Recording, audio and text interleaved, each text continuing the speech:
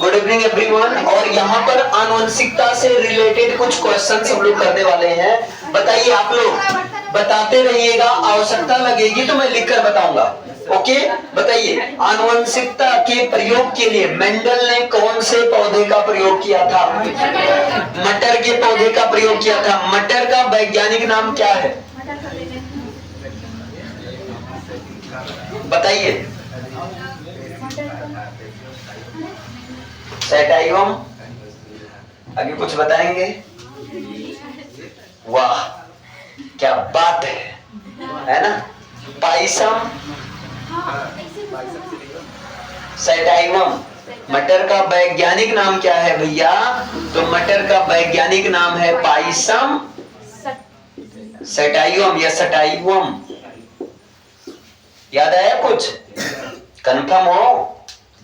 अभी भी नहीं हो। मटर का वैज्ञानिक नाम है पाइसम सेटाइवम। दूसरा, उद्यान मटर में अप्रभावी लक्षण होते हैं। उद्यान मटर में अप्रभावी लक्षण होते हैं। बताइए, अप्रभावी लक्षण मतलब ऐसे लक्षण जो कि नहीं दिखते हैं। ऑप्शन दे रहा हूं, लंबे तने, झुर्रीदार बीज, गोल बीज, फैली हुई फली। हाँ, झुर्रीदार होगा। झुर्रीदार बीज जो होते हैं, झुर्रीदार क्या आता था? स्मॉल आर, याद है कुछ? तो ये क्या होते हैं? अप्रभावी लक्षण होते हैं उद्यान मटर में, ये नहीं दिखते हैं। आगे दूसरा, एक द्विसंकर का दर्श प्रारूप कौन है? द्विसंकर, बाई क्रॉस। ऑप्शन दे रहा हूं, 1:2:1। दूसरा ऑप्शन है 2:1:1:2। तीसरा ऑप्शन है 9:3:3:1। और चौथा ऑप्शन है 3:1। तीसरा होगा। यहाँ पर कह रहे हैं एक द्विसंकर का दर्श प्रारूप है, तो 9:3:1 है। और ये जो है, ये मैंने बताया था फिनोटाइप है। ये फिनोटाइप है और ये क्या है? जीनोटाइप है। और ये नहीं था, वो जो था जो आप कह रहे हो ना, वो 1:2:1, फिर अरे 2:2:4:1:2:1 था। 121, 224, 121। ध्यान देना। क्लियर है? चलिए नेक्स्ट क्वेश्चन बताइए। मटर के लंबे पौधों का क्रॉस, मैं क्या कह रहा हूं? मटर के लंबे पौधों का क्रॉस बौने पौधों से कराने पर। अब बताए, लंबे पौधे का मतलब क्या? लंबे पौधे का मतलब क्या? Capital T. बौने पौधे का मतलब क्या? Small T. इन दोनों को क्रॉस कराने पर प्रथम पीढ़ी में लंबे मटर के पौधे प्राप्त होते हैं। F1 जनरेशन में लंबे पीढ़ी के पौधे प्राप्त होते हैं। इतना क्लियर है? इसके बाद में नेक्स्ट यहां देखिएगा। नमस्ते बच्चा। द्वितीय पीढ़ी में प्राप्त पौधे होंगे। प्रथम पीढ़ी में तो ये पौधे होते हैं, सभी पौधे लंबे होते हैं। अब बताइए, द्वितीय पीढ़ी में कैसे पौधे प्राप्त होते हैं? ऑप्शन दे रहा हूं, एक संकर लंबे और बौने दोनों। दूसरा, लंबे मटर के पौधे। तीसरा, बौने मटर के पौधे। इनमें से कोई नहीं। बताइए। प्रथम पीढ़ी में तो सभी लंबे पौधे प्राप्त होते हैं, लेकिन द्वितीय पीढ़ी में कैसे पौधे प्राप्त होते हैं? बताइए, कैसे पौधे प्राप्त होते हैं? लंबे और बौने दोनों। या जो, अरे बच्चा याद करो, जब यहां से फिर क्रॉस हुआ था तो कैपिटल टी और इंटू कैपिटल टी, यही जब क्रॉस करवाया गया था तो टी और इधर टी और इधर टी, ऐसे एक बना था। याद है कुछ? यही तो बना था ना, इस तरह से कैपिटल टी, फिर यहाँ कैपिटल टी स्मॉल टी, फिर यहाँ कैपिटल टी स्मॉल टी, फिर यहाँ टी स्मॉल टी। तो द्वितीय पीढ़ी में ये शुद्ध लंबा पौधा, शुद्ध बौना पौधा, ये दोनों लंबा पौधा, तो 3 रेशियो में लंबा पौधा, 1 रेशियो में बौना पौधा। तो ऑप्शन कौन सा सही होगा? बताइए। लंबे और बौने दोनों, लंबे मटर के पौधे, बौने मटर के पौधे या इनमें से कोई नहीं। तो लंबे और बौने दोनों प्राप्त होते हैं ना। लंबे पौधे 3 रेशियो में और बौने पौधे 1 रेशियो में प्राप्त होते हैं। बताइए, ऐसे क्वेश्चन, ये 2017 का क्वेश्चन है, ये समझे कैसे आया था। चलिए नेक्स्ट बताइए आप लोग। और नेक्स्ट क्वेश्चन है F2 पीढ़ी में, F2 पीढ़ी में 3:1 का अनुपात प्राप्त होता है। एक संकर क्रॉस में, द्वि संकर क्रॉस में, या दोनों में, या इनमें से नहीं। ये जो 3:1 प्राप्त हुआ था, ये मोनोहाइब्रिड क्रॉस, मोनोक्रॉस या बाई क्रॉस। अरे भैया फिर यार, द्वितीय पीढ़ी का मतलब क्या? ये जो है कैपिटल टी और द्वितीय पीढ़ी में अभी आपने देखा ये सिंगल क्रॉस हो रहा है ना, एक संकर क्रॉस हो रहा है। अरे भाई तभी तो ये देखिए ये क्या बन रहा है, इसमें एक संकर ही तो क्रॉस हो रहा है। बताइए इसमें क्या हो रहा है, एक संकर क्रॉस ही तो होता है। Capital T capital T capital T capital T, ये द्वितीय पीढ़ी में यही तो बनता था। तो इसमें ये किस क्रॉस के माध्यम से बने? एक संकर क्रॉस ना। तो इतना सोच विचार क्यों रहे, एक संकर क्रॉस से है ना। चलिए आगे बताइए, नेक्स्ट बताइए, पृथक्करण का नियम प्रस्तुत किया था किसने? चार्ल्स डार्विन ने, ह्यूगो डी ब्रीज ने, चार्ल्स ग्रेगर मेंडल ने, रॉबर्ट हुक ने। Charles Gregor, John Gregor Mendel ने। आगे गुणसूत्र किस पदार्थ के बने होते हैं? ऑप्शन दे रहा हूं, प्रोटीन के, आरएनए के, डीएनए और प्रोटीन के। डीएनए और प्रोटीन के बने होते हैं। याद रखना, गुणसूत्र डीएनए और प्रोटीन से बने होते हैं। मनुष्य के शुक्राणु में ऑटोसोम की संख्या क्या होती है? ये नहीं समझ रहे? नहीं पता है? बताइए 22, 24, 42, 44। 44 होता है बच्चा। जैसे मनुष्य में गुणसूत्र 46 होता है, समझो ध्यान से। 46 गुणसूत्र को 2 भागों में बांटा गया है। एक तो 22 जोड़ा सेम रहता है, मेल फीमेल दोनों में 22 जोड़ा। तो 22 जोड़ा सेम रहता, चूंकि ये सेम रहता है इसलिए इसको कहा जाता है ऑटोसोम कहा जाता है। जब 22 जोड़ा है ना, जोड़े में 22 लेकिन वैसे में कितने? 44। और ये जो इसको कहते हैं हेट्रोसेम, जो अगला होता है इसको क्या कहते हैं? हेट्रोसोम कहते हैं। और ये 23वां जोड़ा क्या होता है? अलग होता है। मेल में क्या होगा? एक्स वाई होगा और फीमेल में क्या होगा? एक्स एक्स होगा। बताइए बच्चा समझ में आया? इतना क्लियर है ना। चलिए आगे बताइए, जीवन की उत्पत्ति हुई कहां से हुई? सागर में हुई, धरती पर हुई, वायुमंडल में हुई, अंतरिक्ष में हुई। जीवन की उत्पत्ति कहां हुई? नहीं बच्चा, सागर में हुई। जीवन की उत्पत्ति कहां हुई? सागर में हुई। 2012 का ये प्रश्न है। जीवन की उत्पत्ति कहां हुई? सागर में हुई। हाँ वही सागर या समुद्र में। आगे, समजात अंगों का उदाहरण कौन है? समजात अंग मतलब समझ रहे हो? हाँ ऑप्शन सुनो, हमारा हाथ और कुत्ते के अग्रपाद, पहला ऑप्शन। हमारे दांत और हाथी के दांत, अगला। आलू व घास के ऊपरी भूस्तारी, और चौथा ऑप्शन उपर्युक्त सभी। नहीं, उपर्युक्त सभी होगा। अरे भैया हमारा हाथ कुत्ते के अग्रपाद, कुत्ते को खड़ा कर दो तो कुत्ते का हाथ और हम लोग का हाथ बराबर लगेगा। अभी हम सोच रहे अच्छा इसीलिए कुत्ता कहा जाता है। नहीं ऐसा कुछ रीजन नहीं है, क्लियर है ना। लेकिन ये बराबर होते हैं। इसी तरह हमारे दांत और हाथी के दांत, जैसे हमारे दांत होते हैं, अरे दिखाने वाले नहीं, दिखाने वाले हम लोग के दांत नहीं होते, हाथी के दांत होते हैं, है ना, वो बराबर होते हैं। इसी तरह आलू और घास के ऊपर ही भूस्तारी, जैसे आलू ऊपर ऊपर चलती है रेंगती है, वैसे ऊपर ही भूस्तारी, घास भी तो ऊपर ऊपर रेंगती है ना। चलिए आगे, विकास के दृष्टिकोण से मानव से सबसे निकटवर्ती कौन है? बंदर, चमगादड़, खरगोश, चिंपैंजी? नहीं, चिंपैंजी है सबसे अधिक। आगे बताओ, पुरुष में लिंग गुणसूत्र क्या होता है? X Y, X X, Y X, X Y होता है। आगे, विकासीय दृष्टिकोण से हमारी सबसे अधिक समानता किससे होती है? फिर वही क्वेश्चन रिपीट हो रहा है, बिना ऑप्शन के बता सकते हो? अरे चिंपैंजी से होता है, चिंपैंजी की तरह देख रहे हो, चिंपैंजी होता है।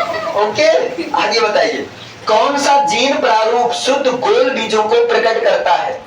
ऑप्शन दे रहा हूं, शुद्ध गोल बीज को, capital T small T small T, capital T small T, है ना, और small T capital T, capital R capital are, हाँ ये होगा, है ना, ये जो शुद्ध जीन प्रारूप को, शुद्ध गोल बीजों को जो है प्रकट करता है, शुद्ध गोल बीज को। क्लियर? आगे, जाइगोट के गुणसूत्रों की संख्या कितनी होती? 4x, 3x, 2x और x कितनी होती? हम लोग जाइगोट टाइप के एनिमल 2x है, जिनमें गुणसूत्रों की संख्या 2n से दर्शाया जाता है। 2n बराबर 46, इसका मतलब ये जो 46 गुणसूत्र है, ये n बराबर क्या आ जाएगा? 23, यानी कि 23 जोड़ा, जिनमें 2n के बेस पर देखा जाता है, वो जाइगोट होता है। आगे बताइए, डार्विन के अनुसार नई प्रजातियों की उत्पत्ति कहां से होती है? परसंकरण से, उत्परिवर्तन से, उपार्जित लक्षणों से, प्राकृतिक वर्ण से। तो डार्विन के अनुसार प्राकृतिक वर्ण से होती है। नेक्स्ट, मेंडल, अब ये गलत नहीं होना चाहिए, आप जो क्वेश्चन पूछने जा रहा हूं बहुत आसान है, ध्यान देना। बताए, मेंडल के अनुसार मटर के पौधे, मटर के बौने पौधे का जीन प्रारूप होता है, बिना ऑप्शन के बता सकते हो? अच्छा, ऑप्शन दे रहा हूं, कैपिटल टी कैपिटल टी, आप बता सकते हो बिना ऑप्शन के? नहीं, अभी नहीं। Capital T small T, small T small T, बस बस मिल गए, हाँ यही होगा, बिल्कुल सही है। आगे, विज्ञान की वो शाखा जिसमें जीवाश्मों का अध्ययन करते हैं, उसे क्या कहते हैं? 2020 का क्वेश्चन है, उसे कहते हैं पैलियोंटोलॉजी, PALEONTOLOGY, पैलियोंटोलॉजी। इसी को हिंदी में दे दिया गया, पैलियोंटोलॉजी, जीवाश्मों का अध्ययन, हिंदी में कहते हैं जीवाश्म विज्ञान। बताइए, तो इस प्रकार हम लोगों ने 18 क्वेश्चन कवर कर लिए, 18 क्वेश्चन कंप्लीट हो गए, आपको पता ही नहीं चला। चलिए फिर बताइए, सब लोग बताइए, आनुवंशिकता के प्रयोग के लिए मेंडल ने कौन से पौधे का चुनाव किया था? मटर का वैज्ञानिक नाम? पाइसम सैटाइवम। मटर का वैज्ञानिक नाम? पाइसम सैटाइवम। मटर में कितने प्रकार के विपर्यासी, विपरीत लक्षण को देखे थे? 7 प्रकार के देखे थे। मेंडल ने कितने नियम दिया? 1 नियम प्रभाविता का नियम, 2 नियम पृथक्करण का नियम, 3 नियम स्वतंत्र अपीवन का नियम। आगे बताइए, नेक्स्ट, उद्यान मटर में अप्रभावी लक्षण कौन होते हैं? लंबे तने, झुर्रीदार बीज, गोल बीज, फैली हुई झुर्रीदार बीज। एक द्विसंकर का दर्श प्रारूप क्या है? दर्श का मतलब जीन प्रारूप क्या है? 9:3:3:1। क्लियर है? आगे बताइए, मटर के लंबे पौधों का क्रॉस बौने पौधों से कराने पर प्रथम पीढ़ी में सभी लंबे पौधे प्राप्त होते हैं। तो बताइए, द्वितीय पीढ़ी में पौधे कैसे होते हैं?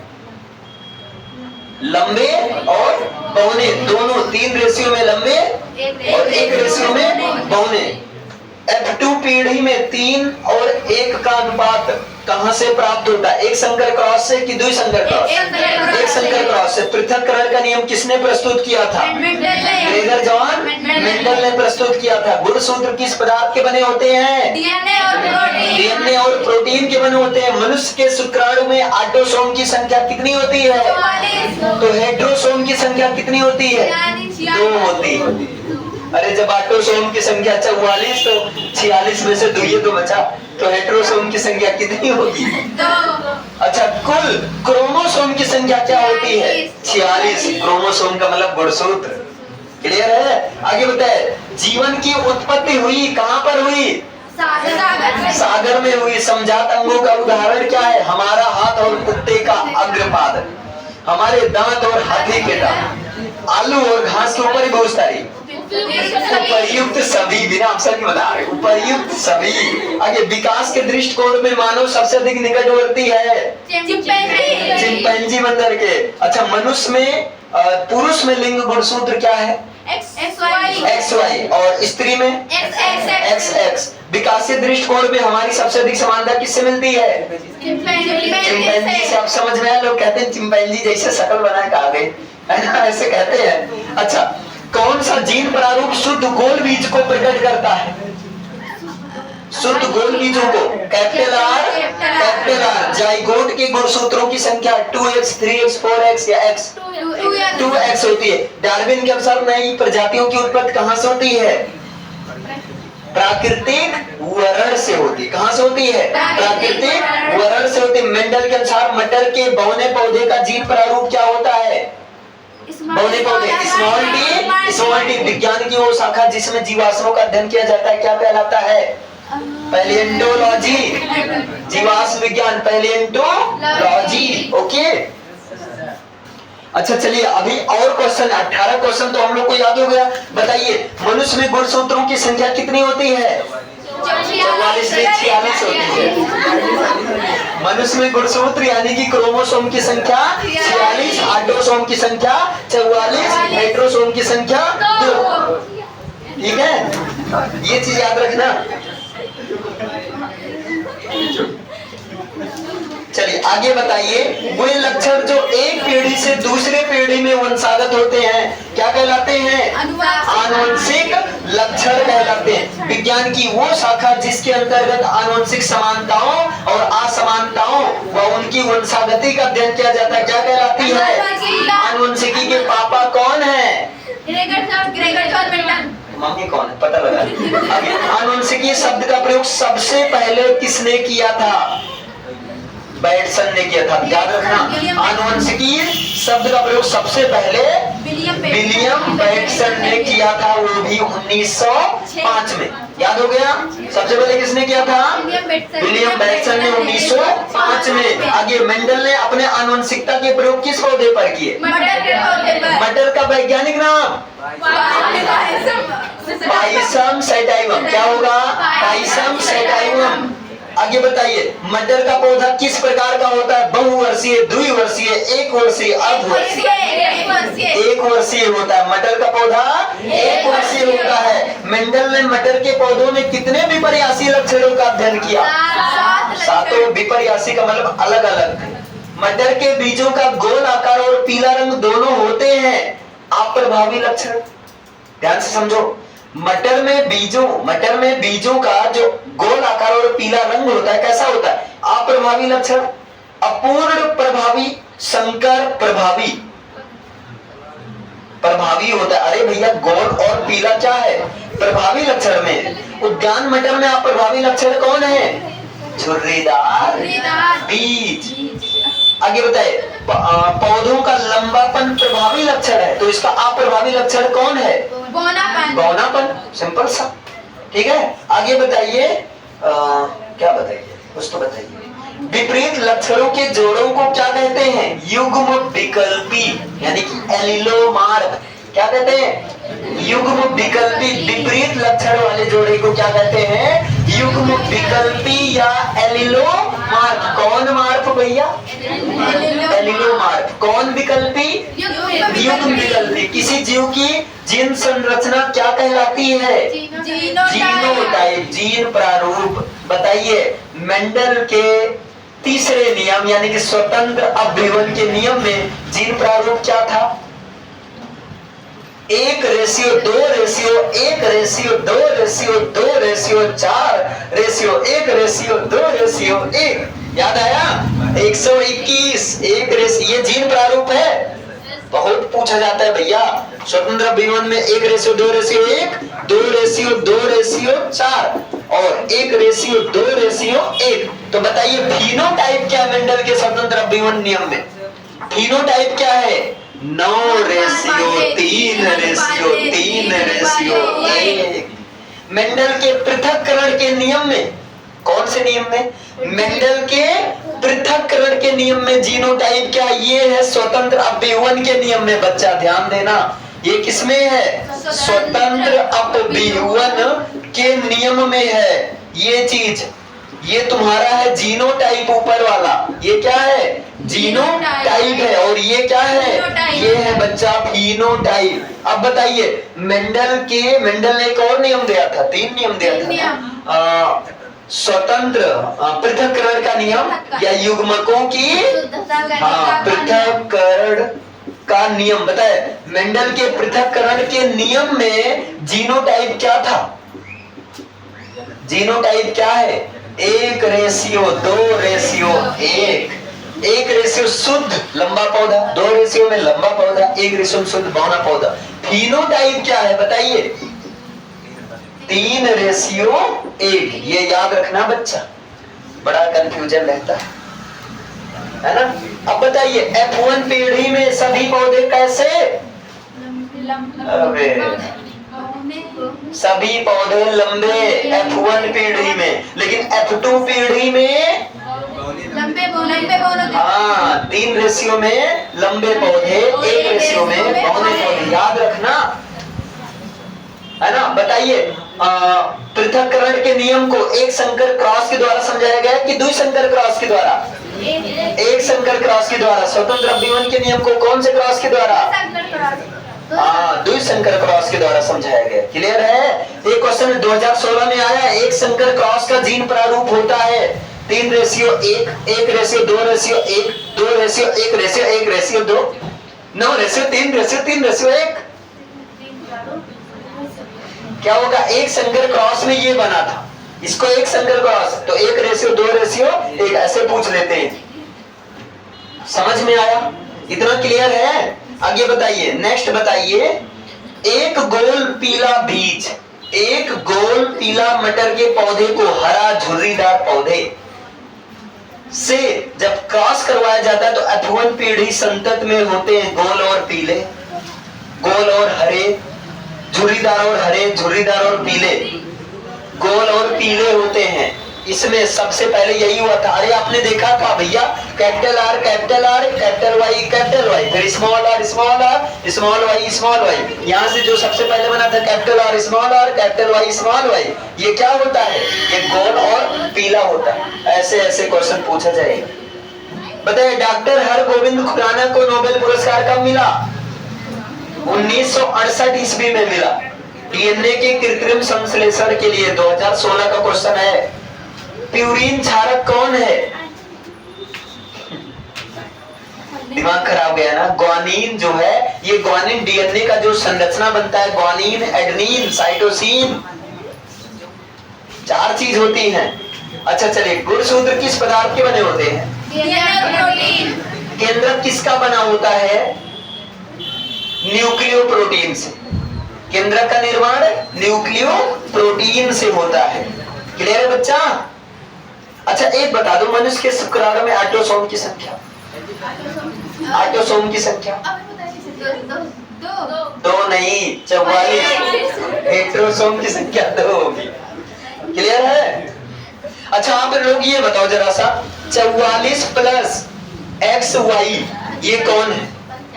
पुरुष है कि स्त्री? पुरुष है, क्योंकि 44 तो बराबर ही रहेगा ना, यहाँ प्लस लगाओ, सॉरी।